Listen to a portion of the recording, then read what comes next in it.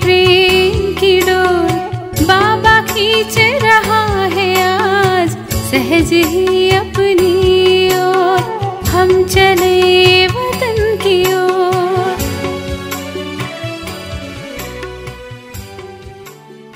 ஓம் சாந்தி. 30/9/1975 அவ்யக்த பாப்தாதா மதுபன். வாணியின் தலைப்பு: முழு கல்பத்திலும் விசேஷமான பங்கை செய்யக்கூடிய உயர்ந்த ஆத்மாக்களின் விசேஷங்கள். முழு கல்பத்தினுள் அனைத்து ஆத்மாக்களை விட உயர்ந்த வாழ்க்கை பாகத்தை செய்யக்கூடிய விசேஷமான ஆத்மா என்று தன்னை நினைக்கிறீர்களா?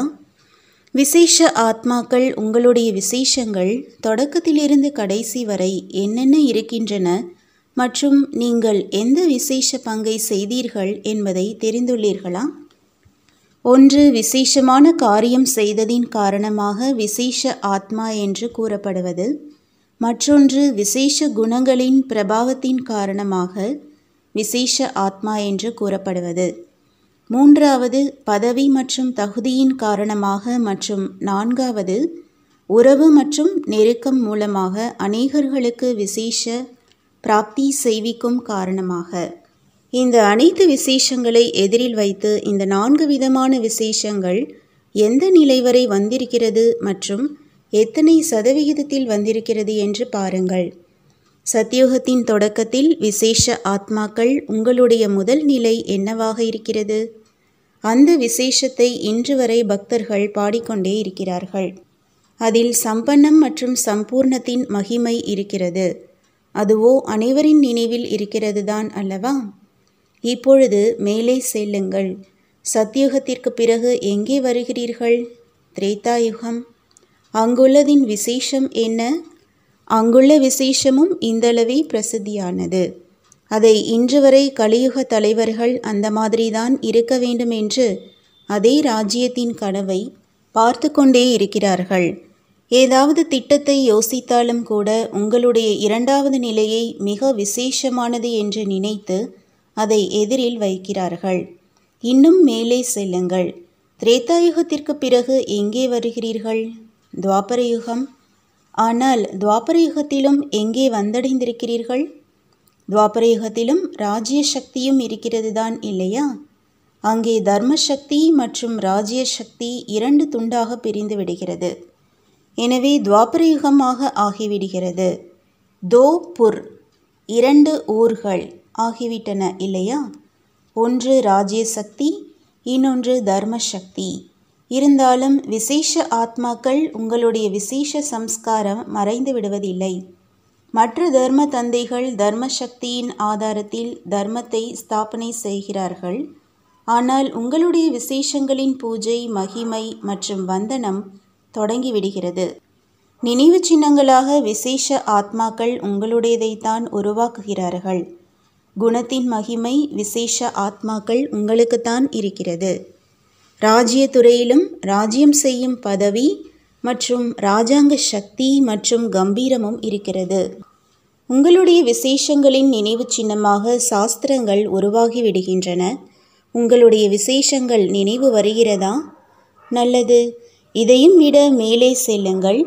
எங்கே வந்துவிட்டீர்கள்? கலியுகம். அதன் விசேஷம் என்ன?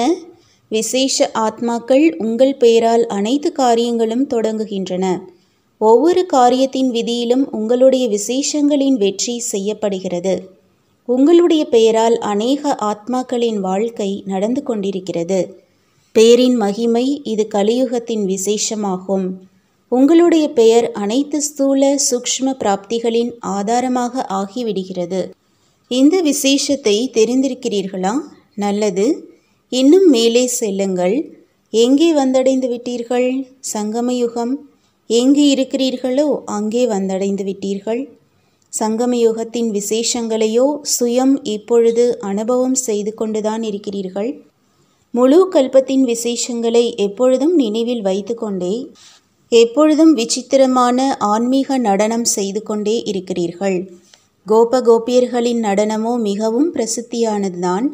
அப்படியானால் நிரந்தரமாக நடனம் ஆடிக்கொண்டிருக்கிறீர்களா? அல்லது நிகழ்ச்சி இருந்தால்தானா? இது உற்சாகத்தின் நடனமாகும். ஆனால் இந்த நடனத்தில் சம்பூர்ண பௌர்ணமியின் நடனம் பிரசித்தியானது. இதன் ரகசியம் என்ன? பௌர்ணமி என்றால் அதில் சம்பூர்ணத்தின் அடையாளம் வர்ணிக்கப்படுகிறது. இந்த நடனத்தின் விசேஷங்களை இன்று வரை வர்ணனை செய்து கொண்டிருக்கிறார்கள். அது எந்த விசேஷங்கள்? அந்த நேரத்து கோபர்கள், கோபியர்களின் விசேஷமாக என்ன இருந்தது?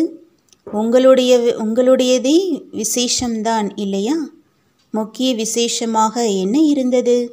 இதில் 3 விஷயங்களை கூறுங்கள். ஒரு விசேஷம் இரவு பகலாக்கப்பட்டிருந்தது. பகல் என்றால் ஒவ்வொரு கோபர் கோபியரின் வாழ்க்கையில் சதோப்பிரதான நிலையின் சூரியன் உதயமாகி இருந்தது. மனிதர்களை பொறுத்தவரை கும்பகர்ணனின் தூக்கத்தின் இரவு இருந்தது, அதாவது தமோபிரதான நிலை. இரண்டாவது விசேஷம் முழு நேரமும் பிரகாசமாக எரிந்து கொண்டிருக்கும் ஜோதியாக இருந்தார்கள். ஒரு எண்ண ரூபத்தில் கூட மாயா வர முடியாமல் இருந்தது. மாயா மயக்கமுற்று இருந்தது, மேலும் உணர்விழந்து இருந்தது. ஏனென்றால் அனைத்து பிரகாசமான ஜோதிகள் நிரந்தரமாக தந்தையின் நினைவிலேயே மூழ்கியிருந்தார்கள். மூன்றாவது விசேஷம் அனைவரின் கையோடு கை கோர்க்கப்பட்டிருந்தது, மேலும் தாளத்தோடு தாளம் சேர்ந்திருந்தது, அதாவது சம்ஸ்காரம் ஒத்துப்போயிருந்தது. அன்பு மற்றும் சகயோகத்தின் குழுவாக இருந்தது. நடனத்தில் வட்ட வடிவத்தில் ஆடுவார்கள் அல்லவா? வட்டம் என்றால் சக்கரம். இது சக்தி சொரூபம். இயற்கை மற்றும் மாயாவை சூழ்ந்து முற்றுகையிடுவதற்கான கோட்டையின் அடையாளமாகும். இவைகள்தான் விசேஷங்கள். எனவே இந்த நடனத்திற்கு விசேஷ மகத்துவமாக வர்ணனை செய்யப்பட்டிருக்கிறது. இதுதான் சங்கமயுகத்து விசேஷத்தின் மகிமை. எனவே அந்த மாதிரியான நடனம் நிரந்தரமாக இருக்க வேண்டும். எத்தனை தடவைகள் இந்த நடனத்தை செய்திருக்கிறீர்கள்? அநேக முறை செய்திருக்கிறீர்கள். பிறகு ஏன் சில நேரம் மறந்து விடுகிறீர்கள்? சம்ஸ்காரம் ஒத்துப்போவது என்றால் தாளத்தோடு தாளம் இணைந்திருப்பது.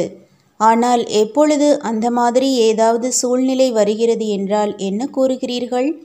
அந்த நேரம் பக்தன், அதாவது பலகீனமானவராக ஆகிவிடுகிறீர்கள். சம்ஸ்காரத்தோடு ஒத்துப்போக வேண்டியதாக இருக்கிறது. இறக்க வேண்டியதாக இருக்கும். பணிந்து போக வேண்டியதாக இருக்கும். கேட்க வேண்டியதாக இருக்கும். மேலும் சகித்து கொள்ள வேண்டியதாகவும் இருக்கும். இது எப்படி முடியும்? அந்த மாதிரி கூறுவதினால் பக்தனாகி விடுகிறீர்கள்.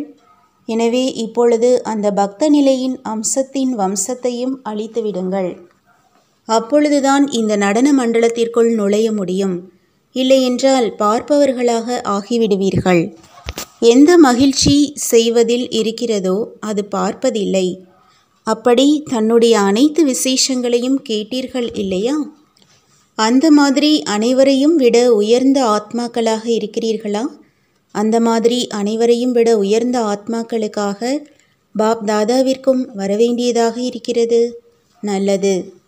அப்படிப்பட்ட விசேஷ ஆத்மாக்கள் யார் பாப் தாதாவையும் விருந்தினராக ஆக்கக்கூடியவர்களாக இருப்பவர்களுக்கு, அந்த மாதிரி ஆத்மாக்கள் யாருடைய ஒவ்வொரு எண்ணமும் அநேகரை மகானாக ஆக்கக்கூடியதாக இருக்கிறது, அந்த மாதிரி அதிர்ஷ்டம் நிறைந்தவர்களுக்கு, யாருடைய நெற்றியில் அதிர்ஷ்டத்தின் நட்சத்திரம் மின்னிக்கொண்டிருக்கிறதோ, மேலும் அந்த மாதிரி பல கோடி மடங்கு பாக்கியம் நிறைந்த ஆத்மாக்களுக்கு பாப் தாதாவின் அன்பு நினைவுகள் மற்றும் நமஸ்காரம். ராசி ஒத்துப்போகுபவர்கள்தான் மாலையின் மணிகள் ஆவார்கள். அந்த மாதிரி நடனம் ஆடுபவர்கள் தயாராகி இருக்கிறீர்களா? சம்ஸ்காரங்களை ஒத்துப்போக வைப்பது என்றால் நடனத்தோடு நடனம் ஒருங்கிணைந்து இருப்பது. நடனத்தில் ஒருவேளை யாருடைய கையாவது மேலே இருக்கிறது, யாருடைய கையாவது கீழே இருக்கிறது என்றால் அந்த நடனத்தை பார்ப்பதில் மகிழ்ச்சி வராது. நடனம் என்றால் ராசி ஒத்துப்போவது. எப்படி ஏதாவது தொடர்பை இணைக்கிறார்கள், திருமணம் மற்றும் சேர்க்கிறார்கள் என்றால் ராசி ஒத்துப்போகிறதா என்று பார்ப்பார்கள் இல்லையா? ஒருவேளை ராசி ஒத்துப்போகவில்லை என்றால் ஜோடியாக ஆக்குவதில்லை. ஒருவர் இன்னொருவரின் ராசி ஒத்துப்போவது என்றால் சுபாவம், சம்ஸ்காரம், குணம் மற்றும் சேவை அனைத்தும் சேர்ந்தே ஒத்துப்போவதாக தென்பட வேண்டும். சமமாகவோ இருக்க முடியாது, வரிசை கிரமமோ இருக்கும்.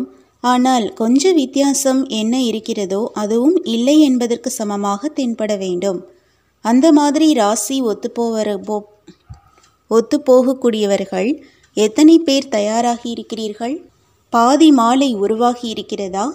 எவ்வளவு தயாராகி இருக்கிறீர்களோ ஆகத்தான் வேண்டும். ஏற்கனவே தயாராகி இருக்கிறது. முக்காடுக்கு உள்ளே மட்டும் இருக்கிறது. நல்லது. வரதானம்: கவலையற்ற மகாராஜாவின் நிலையிலிருந்து வாயுமண்டலத்தில் தன்னுடைய பிரபாவத்தை ஏற்படுத்தக்கூடிய மாஸ்டர் படைப்பவர் ஆகுங்கள். எப்படி தந்தைக்கு இவ்வளவு பெரிய குடும்பம் இருக்கிறது, இருந்தும் கவலையற்ற மகாராஜாவாக இருக்கிறார். அனைத்தையும் தெரிந்து கொண்டும் பார்த்து கொண்டும் கவலையில்லாதவர். அந்த மாதிரி தந்தையை பின்பற்றி நடங்கள். வாயுமண்டலத்தில் தன்னுடைய பிரபாவத்தை ஏற்படுத்துங்கள்.